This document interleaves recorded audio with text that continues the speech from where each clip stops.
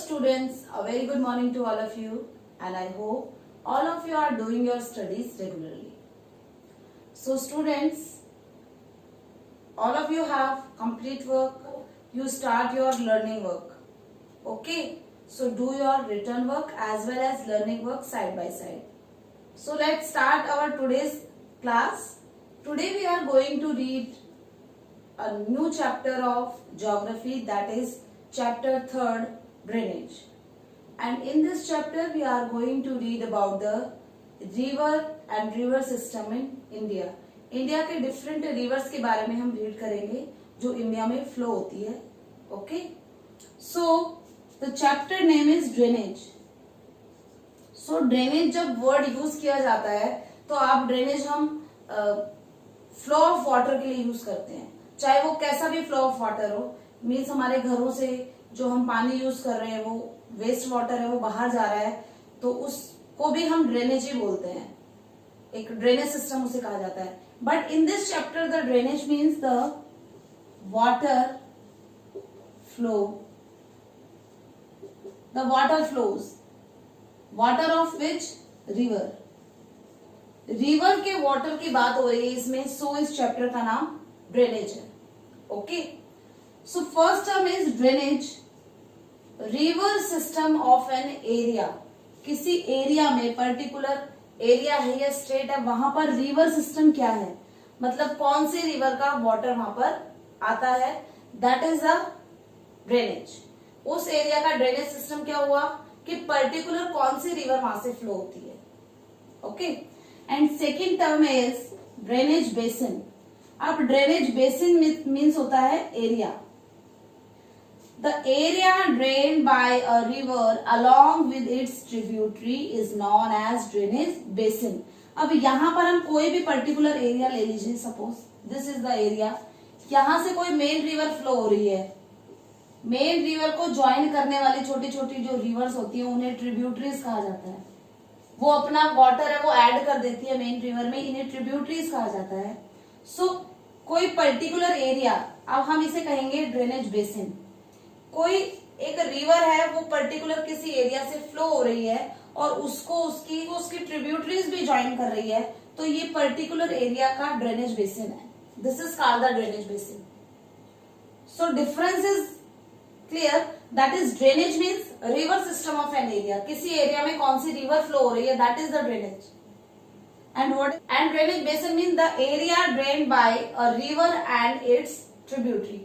तो ड्रेनेज में हमने रिवर को इंपॉर्टेंस दी है कि कौन सी रिवर फ्लो हो रही है किस एरिया से, एंड ड्रेनेज बेसिन में हमने एक एरिया को इंपॉर्टेंस दिया है कि उस एरिया में से कौन सी रिवर और ट्रिब्यूटरीज फ्लो हो रही है.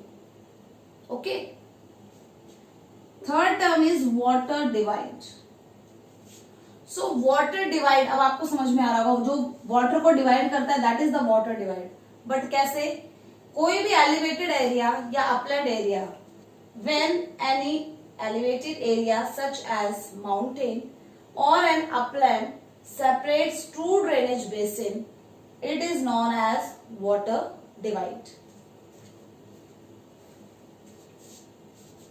So water divide means कोई mountain या कोई elevated या कोई upland area जो two drainage basins है उसको divide करता है, that is called the water divide. Okay, एक एग्जाम्पल के साथ में बताती हूँ मैं आपको. यहां पर हिमालयन माउंटेन्स हैं एंड मानसरोवर लेक तिब्बत के पास में. ओके, अब मानसरोवर लेक के पास से निकलती है रिवर इंडस. अब इंडस रिवर जब निकलती है तो वो वेस्ट डायरेक्शन में फ्लो होना स्टार्ट हो जाती है एंड जम्मू कश्मीर से होते हुए पाकिस्तान में वो चली जाती है. सो ये इंडस रिवर का ड्रेनेज बेसिन है. जितना एरिया रिवर इंडस ने कवर करा है that is the drainage basin of river Indus. Okay, and यहां पर क्योंकि माउंटेन है मानसरोवर लेक के पास, अब यहां से भी एक रिवर निकल रही है that is Brahmaputra.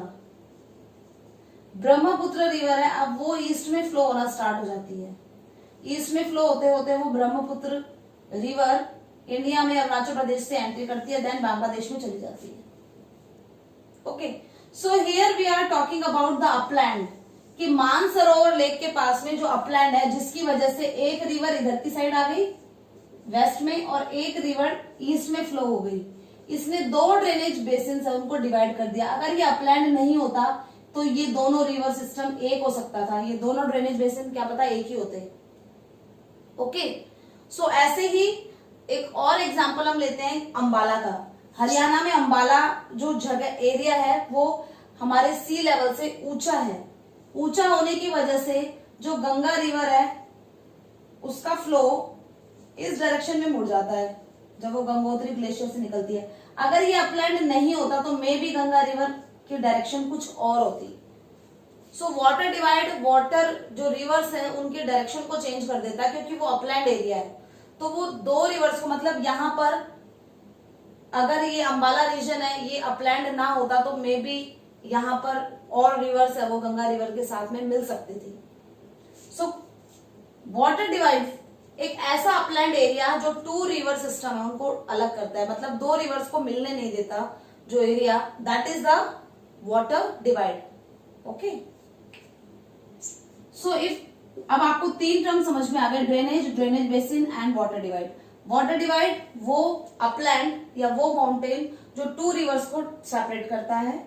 Drainage basin the area drain by a particular river and its tributary, जिस किसी एरिया की बात कर रहे हैं हम यहाँ पर, कोई ऐसा एरिया जिसमें किसी रिवर का वाटर आता है एंड उसकी ट्रिब्यूटरीज भी वहां पर फ्लो होती है तो उसे हम ड्रेनेज बेसिन कहते हैं। And drainage means river system of an area, किसी एरिया का रिवर सिस्टम कैसा है, that is drainage. Okay, so drainage system in India, we divided the drainage system of India into two part. First is Himalayan rivers. Himalaya से जो reverse originate होती हैं या flow होती है हिमालयन रीजन में उन्हें हम हिमालयन रिवर्स कहते हैं। एंड वो रिवर्स जो पेनिनसुलर प्लेट्यू से ओरिजिनेट होती हैं एंड पेनिनसुलर प्लेट्यू में ही फ्लो होती हैं, that are called the peninsular plateau region rivers. Okay, so इनके ओरिजिन या फ्लो होने का जो एरिया है उसके अलावा इनमें और भी बहुत सारे डिफरेंसेस हैं। Means Himalayan river and peninsular river में बहुत सारे डिफरेंसेस हैं, एक बार देख लेते हैं उन्हें भी। सो हमने इंडियन रिवर सिस्टम को टू पार्ट्स में डिवाइड किया है, Himalayan rivers and peninsular rivers. So एक बार इनका डिफरेंस देख लेते हैं, काफी इंपॉर्टेंट है इनका difference. So first of difference is origin. ये ओरिजिनेट कहां से होती है, मतलब रिवर निकलती कहां से, बन करके कहां से आती है। सो फर्स्ट बेस हमने वही लिया है, तो ओरिजिन हिमालयन रिवर्स कहां से आती है, हिमालयन माउंटेन से।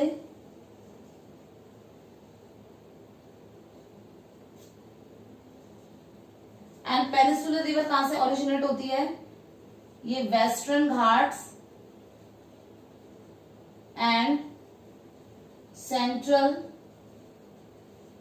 हाईलैंड्स, ये दोनों ही पेनिनसुलर प्लेट्यू के पार्ट है। सो अगर आपको western Ghat and central highland learn नहीं होता है तो आप यहाँ पर पेनिनसुलर प्लेट्यू रीजन भी लिख सकते हैं। Okay, that will be the correct. So second one is nature. Nature means उसके फ्लो होने का जो ड्यूरेशन है वो कितना है।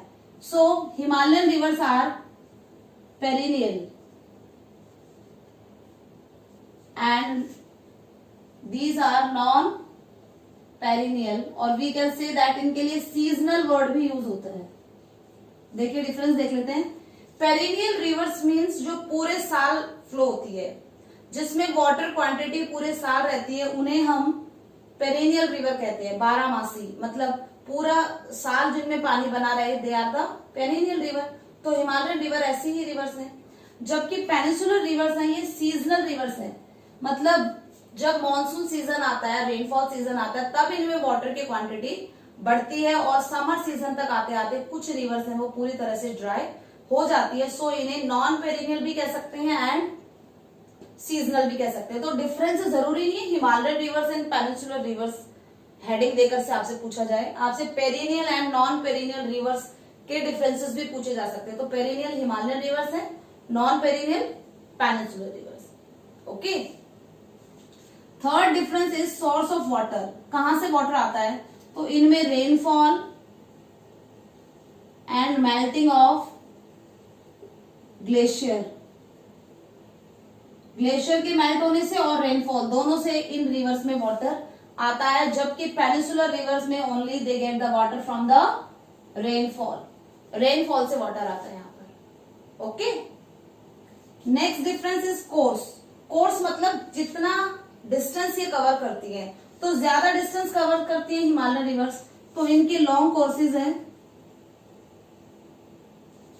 एंड इन रिवर्स के शॉर्ट कोर्सेज।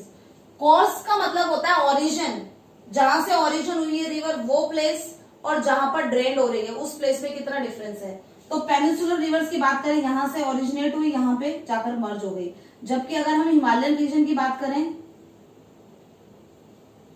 रिवर यहां से चल रही है, यहां से इतना लंबा रास्ता तय कर रही है। ब्रह्मपुत्र रिवर है वो बांग्लादेश में जा रही है, गंगा रिवर है वो इस तरीके से फ्लो हो रही है।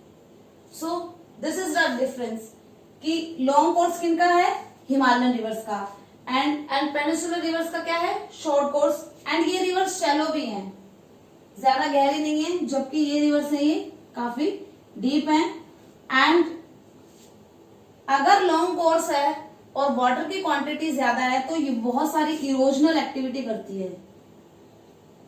इरोजनल एक्टिविटी करती है मतलब माउंटेन्स को काटते हुए कंकड़ पत्थर मिट्टी अपने साथ में ये लेके आती है, सिल्ट, तो सेडिमेंट्स लेके आती है, सेडिमेंट्स अपने साथ में बहुत सारा सेडिमेंट लेके आती है। जबकि ये लेस इरोजन एक्टिविटी करती है, लेस इरोजन, बहुत कम इरोजन करती है, क्योंकि इनके जो कोर्सेज है वही बहुत शॉर्ट है, तो वाटर की स्पीड इतनी नहीं होती है, एंड ये इरोजनल एक्टिविटी भी कम करती है। Next is drain in. Drain in का मतलब होता है कहां पे जाकर के ये मर्ज हो जाती है, फाइनली कहां पर जाकर के मर्ज हो जाती है। सो ड्रेन इन, अगर हम हिमालयन माउंटेन्स रिवर्स की बात करें, वहां पर ड्रेन होती है। Himalayan river, most of Himalayan reverse कहां पर, ईस्ट में। ईस्ट में क्या है, बे ऑफ बंगाल, मैंने आपको मैप करवाया था, उसमें बताया था ईस्ट में क्या है, बे ऑफ बंगाल। तो बे ऑफ बंगाल में जाकर के मर्ज होती है। जबकि अगर हम इंडस रिवर की बात करें, तो पाकिस्तान से फ्लो होते हुए वो अरेबियन सी में चली जाती है, इसलिए हमने सारे नहीं लिखा, ऑल रिवर्स में ही लिखा है, most of the Bay of Bengal में मर्ज होती है। ऐसे ही अगर हम पेनिसुलर रिवर्स की बात करें, तो इसमें भी most of them drains in, कहां पर, बे ऑफ बंगाल में। बे ऑफ बंगाल, यहां पर भी मोस्ट ऑफ द रिवर है वो ईस्ट में ही होती है, लेकिन अगर नर्मदा एंड तापी रिवर है वो वेस्ट में फ्लो होती है, वेस्ट की साइड। ओके, महानदी, गोदावरी, कृष्णा, कावेरी ये ईस्ट में जा रही है बे ऑफ बंगाल में, एंड नर्मदा एंड तापी यहाँ पे फ्लो हो रही है इस रीजन से, तो ये जा रही है Arabian Sea. Okay, next is land forms. अब लैंड फॉर्म्स क्या बनाती है, देखिए रिवर्स अगर इरोजनल एक्टिविटी करेगी तो वो कोई ना कोई लैंड फॉर्म जरूर बनाएगी। सो लैंड फॉर्म बनाएंगी हिमालयन रिवर्स, एक तो बनाएंगी flood plains. Flood plains means, flood plain कैसे बनाया, रिवर फ्लो हो रही है, रेनफॉल हुई, वाटर क्वांटिटी बढ़ी, तो आसपास के एरिया में पानी फैल गया यहाँ पे, तो ये बन गए फ्लड प्लेन। ओके, सो फ्लड प्लेन बनाती है। एक बार लैंड फॉर्म लिख लेते हैं, उसके बाद एक्सप्लेन करेंगे। ऑक्सबो लेक बनाती है, मिएंडर्स बनाती है, एंड डेल्टा बनाती है। सो फ्लड प्लेन मैंने आपको भी बताया क्या होता है कि जब आसपास के एरिया में फ्लड का वाटर फैल जाए तो वहां पर फ्लड प्लेन बन जाते हैं। ओके, ऑक्सबो लेक एंड मिएंडर बताते हैं आपको क्या होता है। मिएंडर मीन्स जब रिवर फ्लो होती है तो उसमें डिपॉजिट, अब इरोजन उसने किया है तो उसमें जो बहुत सारे रॉक्स आ गए हैं, बोल्डर्स आ गए, बड़े बड़े पत्थर के टुकड़े आ गए हैं, सिल्ट आ गई है, तो अब उसने बहुत सारा लोड अपने साथ ले रखा है। तो कोई भी बीच में अगर छोटा सा माउंटेन आ गया तो रिवर है वो अपना रास्ता चेंज कर लेती है।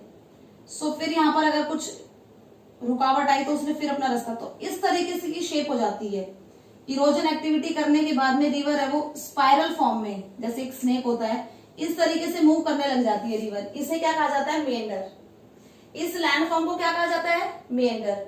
और जब मेंढर के जो टर्न्स है वो बहुत ज्यादा डीप हो जाए, मतलब इधर देखते हैं, कोई रिवर थी उसने मेंढर बनाए ऐसे, उसके बाद में वो टर्न्स थे वो और भी ज्यादा डीप होते हुए चले गए। एक टाइम ऐसा आया कि एक पार्ट है वो अलग हो गया और उसके बाद में रिवर अब इतनी टर्निंग नहीं ले सकती है, तो रिवर यहां से फ्लो होना स्टार्ट हो गई। अब जो ये पार्ट बच गया इसमें वाटर है कि थोड़ा सा लेक टाइप की बन गई, इसे कहा जाता है ऑक्सबो लेक। ओके, सो ये ऑक्सबो लेक मतलब पहले यहां से रिवर फ्लो हो रही थी, लेकिन अब यहाँ पर रिवर फ्लो नहीं हो रही है, तो यहाँ पर वाटर आ गया है, तो ये बन गई है ऑक्सबो लेक। एक लेक टाइप का स्ट्रक्चर इसने ले लिया है, ऑक्सबो लेक। सो मेंढर के बाद बनती है ऑक्सबो लेक। फ्लड प्लेन मैंने आपको बता दिया। अच्छा, डेल्टा क्या होता है? डेल्टा मीन्स फाइनली जब रिवर फ्लो होती है, सो फाइनली रिवर मर्ज होने वाली है किसी भी, सपोज करिए यहाँ पर बे ऑफ बंगाल है, बे ऑफ बंगाल, वहां पर कोई भी रिवर वो फ्लो होने वाली है, तो अपने साथ में जो डिपॉजिट लेके आई है उसको वो इस तरीके से जमा करना स्टार्ट कर देती है। गंगा एंड ब्रह्मपुत्र रिवर सबसे बड़ा डेल्टा बनाती है, दैट इज सुंदरबन डेल्टा, तो वेस्ट बंगाल में। तो इस तरीके से उसने डिपॉजिट करना स्टार्ट कर दिया लेयर्स में डिफरेंट, तो ये एक डेल्टा लाइक स्ट्रक्चर बन जाता है।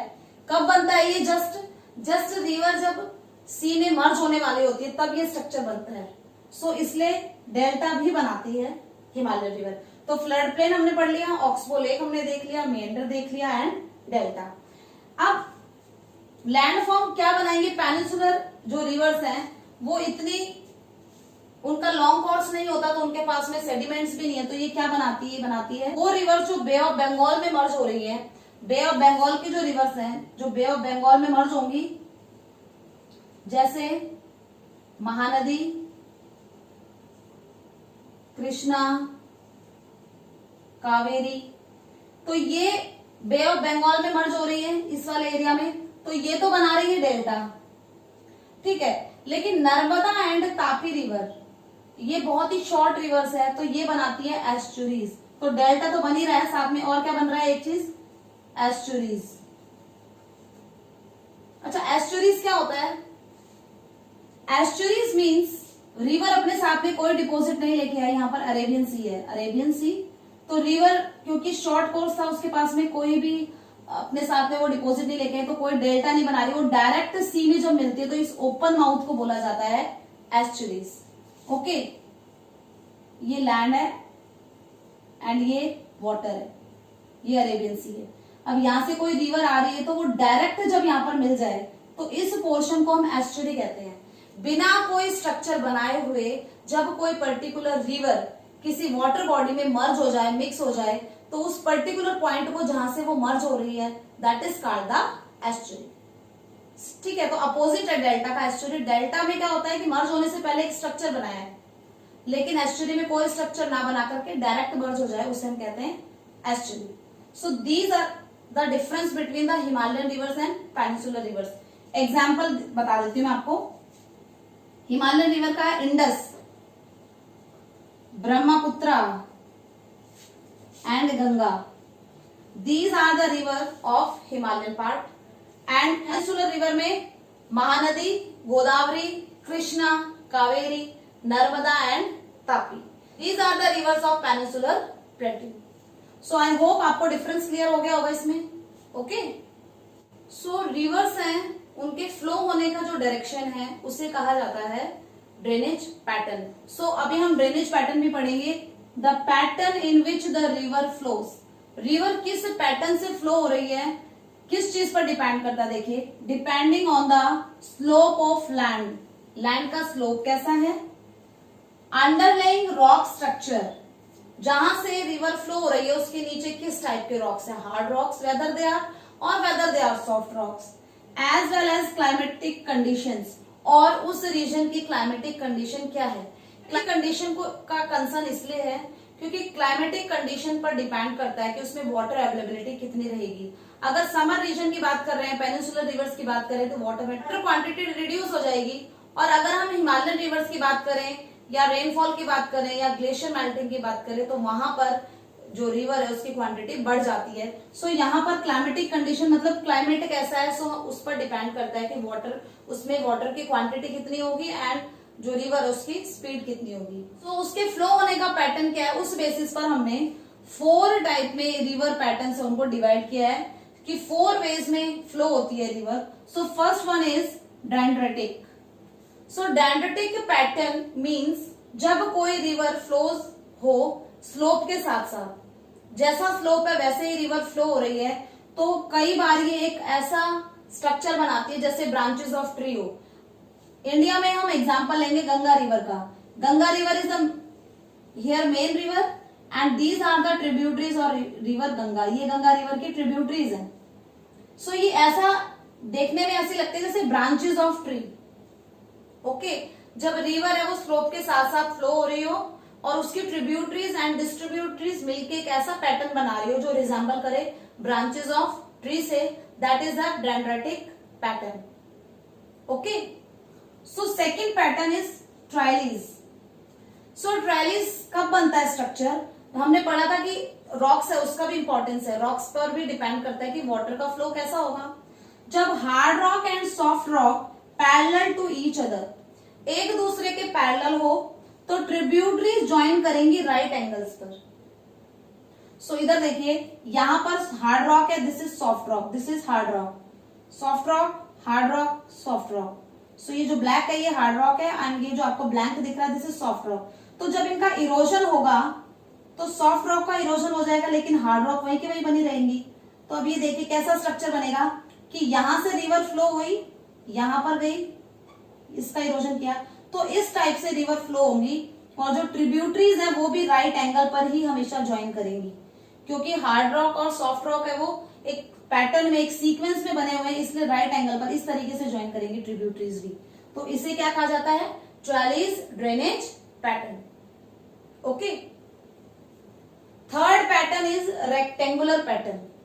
रेक्टेंगुलर शेप बनाए, जब कोई रिवर है वो रेक्टेंगुलर शेप उसकी बने फ्लो होने की, that is the rectangular pattern.